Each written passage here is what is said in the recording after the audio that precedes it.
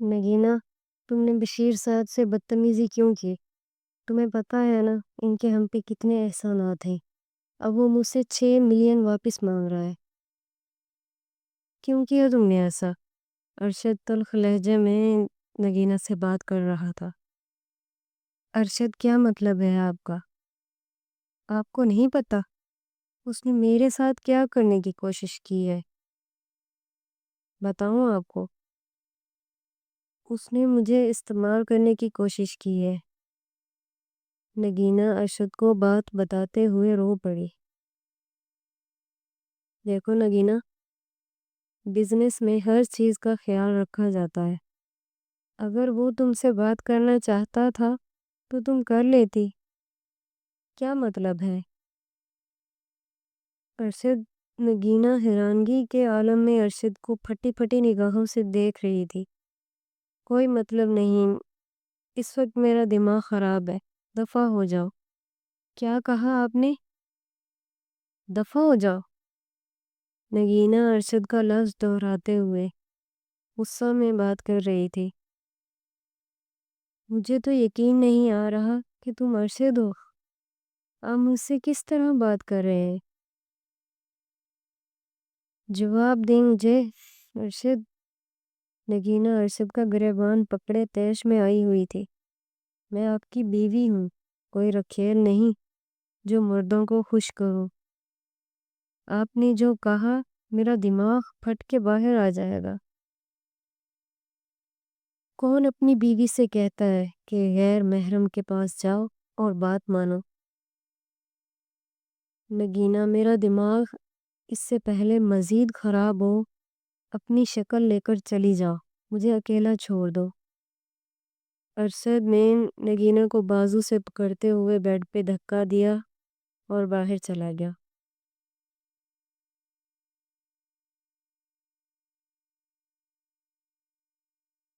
نگینا کی رات ارشد کے لہجے کی وجہ سے ران ہو چکی تھی۔ وہ بار بار گھڑی کی ٹک ٹک سن رہے تھے کہ دروازے کی بیل کی وجہ سے نگینا کی توجہ دروازے کی جانب ہوئی اور دروازہ کھولنے پر باہر چلی گئی۔ تم سوئی نہیں ابھی تک؟ ارشد نے داخل ہوتے ہی سوال کیا۔ جی سو جاؤں گی۔ نگینا نے ناگواری کے انداز میں ارشد سے بات کی۔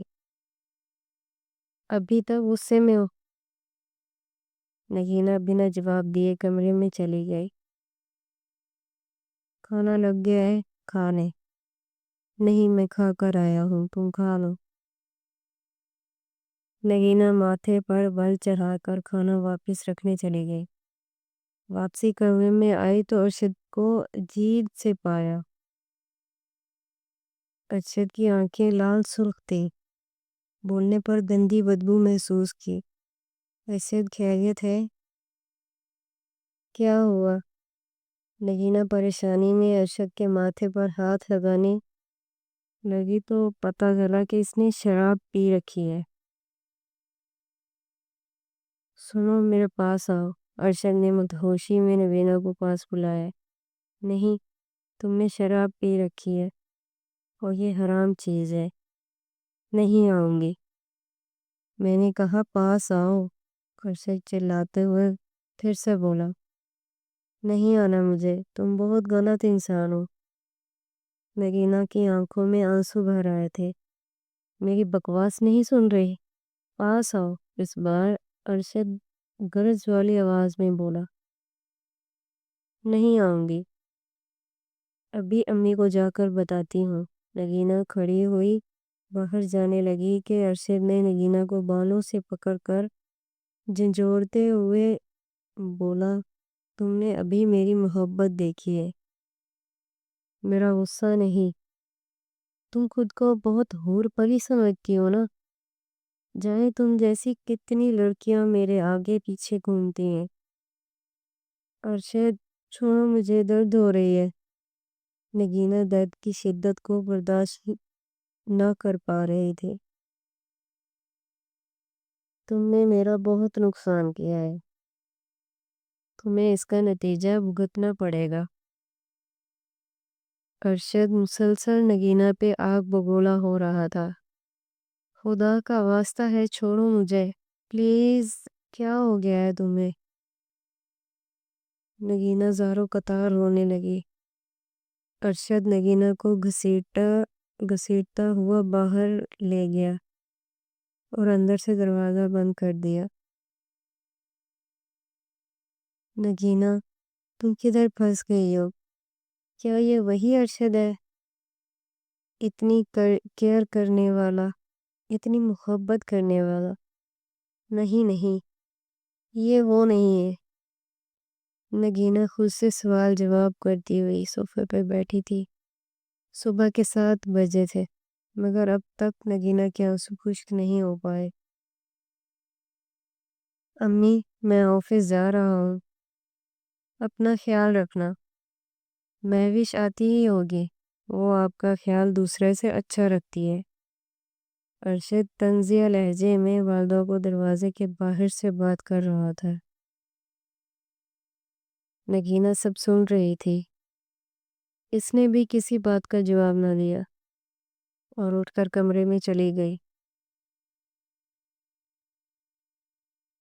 ہاں ارشد، تمہارا وقت ختم ہو چکا ہے، میرے پیسے دو۔ بشیر ارشد کے آفس جا پہنچا۔ اگر شام تک میرے پیسے مجھے نہ ملے تو میں قانونی کارروائی کروں گا۔ بشیر کوئی بات بھی سننے کو تیار نہیں تھا۔ بشیر صاحب بیٹھ کر بات کرتے ہیں نا۔ مجھے اب کوئی بات نہیں سننی، شام تک پیسے مل جانے چاہیے۔ بشیر ارشد کو دھمکی دیتا ہوا باہر چلا گیا۔ کیا ہوا میڈم، خیریت ہے نا؟ مہوش کمرے کی صفائی کرنے لگی تو نگینہ کی طرف دیکھنے پر معلوم ہوا اس کی آنکھیں لال سرخ ہیں۔ آپ کو تو بہت تیز بخار ہے، میں دوا لاتی ہوں۔ مہوش پریشان ہوتے ہوئے نگینہ کے لیے دوا لینے باہر جانے لگی۔ مہوش، مجھے جو بخار ہے وہ ٹھیک نہیں ہو سکتا، تم رہنے دو۔ کیا مطلب ہے میم؟ مہوش تشویشی لہجے میں نگینہ کے لیے فکر مند تھی۔ کچھ نہیں، تم جاؤ کام کرو۔ نہیں، میں آپ کو چھوڑ کر نہیں جاؤں گی۔ مہوش بازید تھی، میں دعا لے کر آتی ہوں، کتنا کہہ کر مہوش باہر چلی گئی اور نگینہ کو دعا دینے لگی۔ تمہاری شادی ہو گئی ہے کیا؟ نگینہ نے مہوش سے سوال کیا۔ نہیں میڈم، امی ابو کہتے ہیں اگر شادی کر دی تو وہ لوگ اکیلے ہو جائیں گے، اور ویسے بھی میں ابھی پڑھنا چاہتی ہوں۔ مہوش ٹیبل پر گلاس رکھتے ہوئے ہلے۔ یہ تو بہت اچھی بات ہے نگینہ، ٹھیک ہے میں تمہیں پڑھاؤں گی، نگینہ نے اسے حوصلہ دیتے ہوئے کہا۔ سچی باجی ٹھیک ہے، میں بھی آپ کی طرح بننا چاہوں گی۔ نہیں، میری طرح نہ بننا، نگینہ کچھ سوچتے ہوئے دل دل میں بول رہی تھی۔ جو اس کے ساتھ ہو رہا ہے، کیا مطلب باجی؟ آپ کی طرح کیوں نہیں؟ کچھ نہیں باجی، آپ سے ایک بات پوچھے؟ ہاں پوچھو مہوش، نگینہ موبائل سائڈ پر رکھتے ہوئے۔ کیا بات ہے باجی؟ وہ آپ سے لڑتے تو نہیں ہیں؟ کون؟ کس کی بات کر رہی ہے؟ نگینہ مہوش کو دیکھتے ہوئے سوالیہ نظروں سے پوچھ رہی تھی۔ سر ارشد کی بات کر رہی ہیں؟ نہیں نہیں، ایسا نہیں، وہ تو ہزاروں میں ایک ہے۔ نگینہ کی آنکھ آنسوں سے بھر گئی۔ اچھا تم اب جاؤ، مجھے آرام کرنے دو۔ نگینہ اپنے آنسوں کو چھپاتے ہوئے بولی۔ جی باجی، میں جا رہی ہوں۔ سر جی، مہوش گھبراتی ہوئی ارشد کے کمرے میں سے چلی گئی۔ ارشد ابھی کام سے آیا تھا۔ کیا ہوا؟ سر مہوش نے ارشد کے دروازے کو دستک دی۔ اتنی گھبرائی ہوئی کیوں ہو؟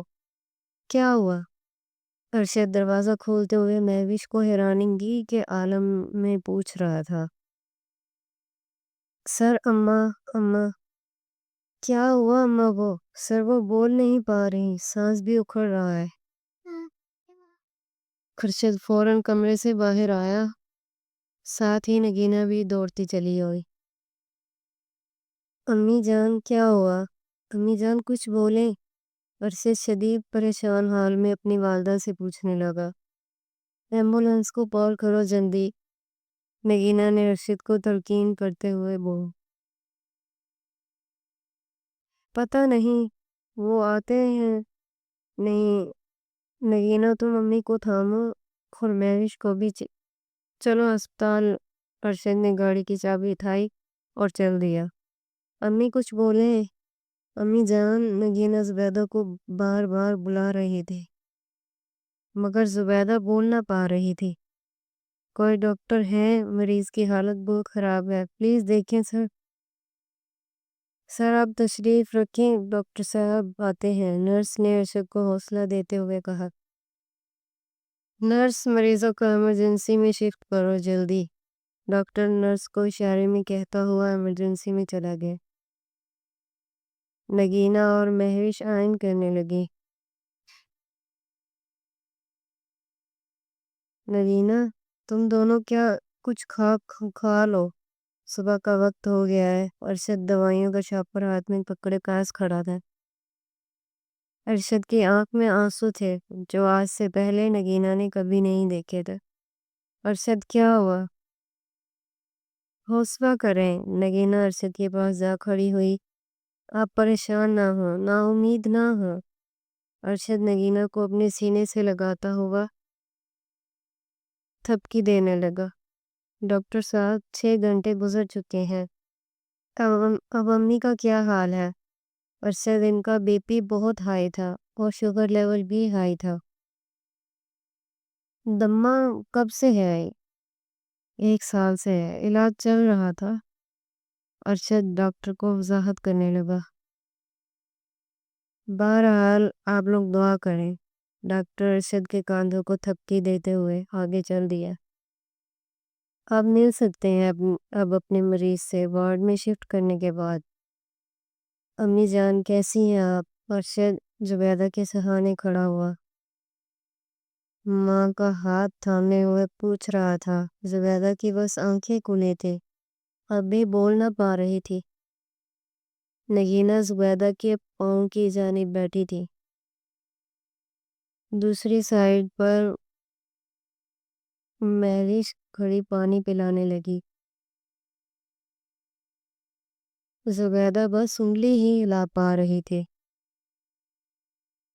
کہانی اچھی لگے تو لائک کریں، مزید ویڈیوز کے لیے سبسکرائب